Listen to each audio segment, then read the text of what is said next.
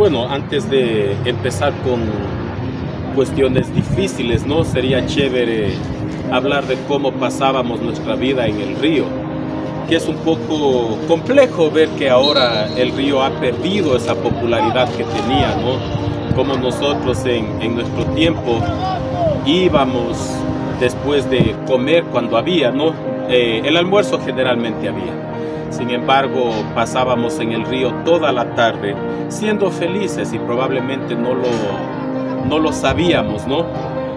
Sin embargo, claro, están todas estas otras situaciones, todas las vicisitudes, ¿no? Ir a la escuela sin zapatos algunas veces, sin desayunar casi todas las veces. De hecho, yo no sabía o no sabíamos que teníamos que desayunar en ese tiempo, ¿no? Eso lo fuimos aprendiendo después, cuando la vida dejó de ser tan difícil, tan complicada, ¿no?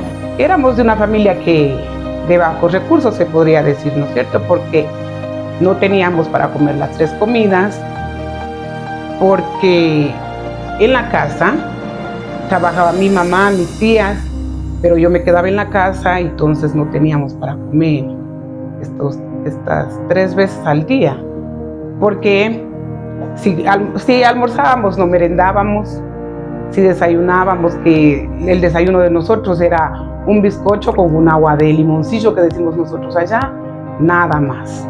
Entonces fue en verdad una infancia dura para mí y para Diego, porque los dos éramos niños.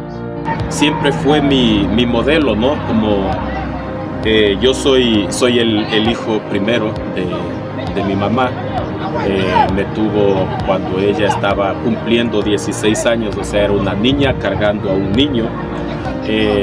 Son cosas que yo recuerdo, que yo ahora reflexiono y recuerdo momentos en los que yo pensaba que mamá estaba siendo muy dura, ¿no?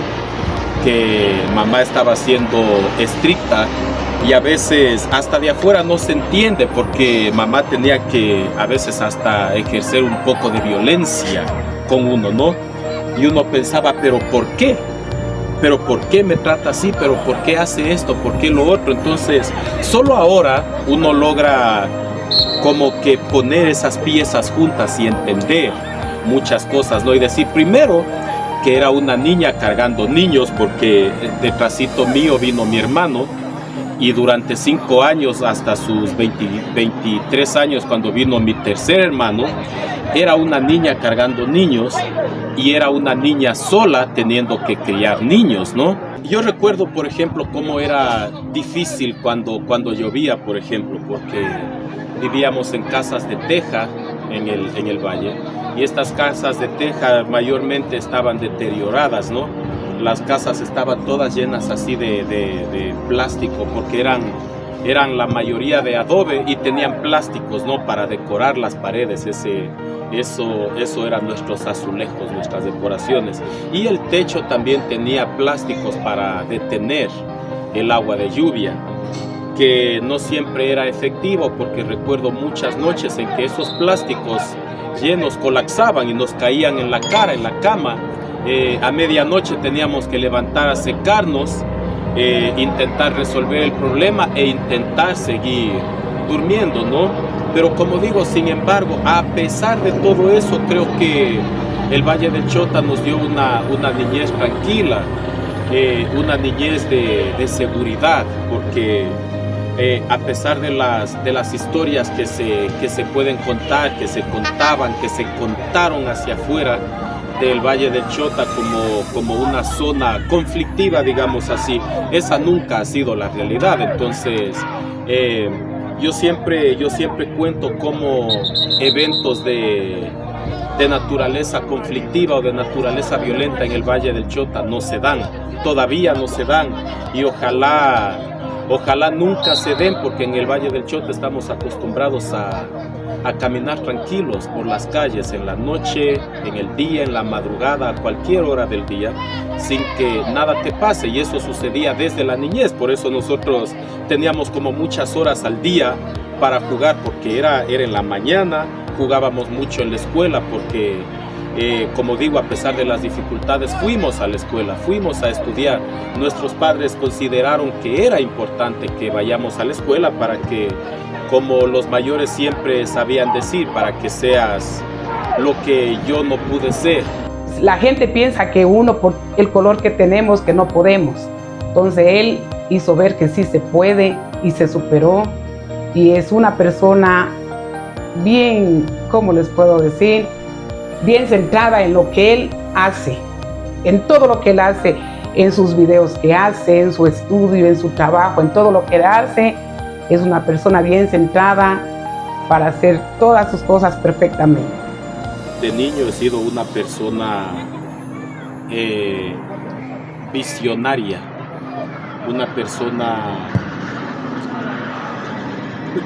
no quiero decir preocupada, pero yo estaba viendo siempre otras cosas que mis amiguitos de la infancia no lograban ver. Yo estaba preguntándome cosas siendo muy niño, ¿no? O sea, estaba muy despierto desde siempre. En el jardín, la señorita me dijo que no le desaproveche porque es un niño que es bien pilas. Porque ellos, cuando Diego tendría unos, ¿cuántos años? Unos 9 años, ellos entrenaban fútbol, porque ahí era la locura del team y todo eso. Entonces yo les dije que el fútbol no es para todos, pero que el estudio sí. Entonces yo siempre les inculqué que estudien, porque yo les decía que yo soy madre soltera y que mi trabajo, que yo no quiero que ellos igual, o sea, vayan a ser vendedores también, que yo decía siempre que mis hijos, o sea, tienen que ser diferentes a lo que yo fui, porque yo no tuve la oportunidad de estudiar, porque apenas terminé la escuela, a duras penas, y a poco de eso ya me embaracé de Diego, entonces yo no tuve la oportunidad de estudiar, pero siempre uno se conversaba con algunas personas y decían, el estudio eso es lo que les va a servir para siempre, entonces eso es lo que yo les inculqué siempre. Cuando salí del colegio, yo me fui a Quito para intentar ahorrar, para irme a la policía, porque en ese tiempo era necesario comprar un prospecto, e irse a la policía en ese tiempo era bien caro. Y no alcanzaba, ¿no? Entonces me quedé un año en Quito y esa idea, que unas veces tenemos una idea en la cabeza y lo que sucede en la realidad es otra totalmente distinta.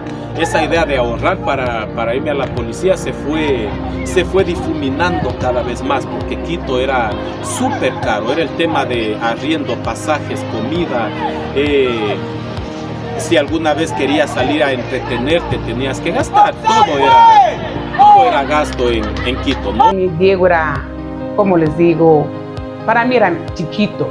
Y él me decía que él se viene a trabajar para poder salir adelante todos, él, yo y mis otros 2 hijos que también tenía.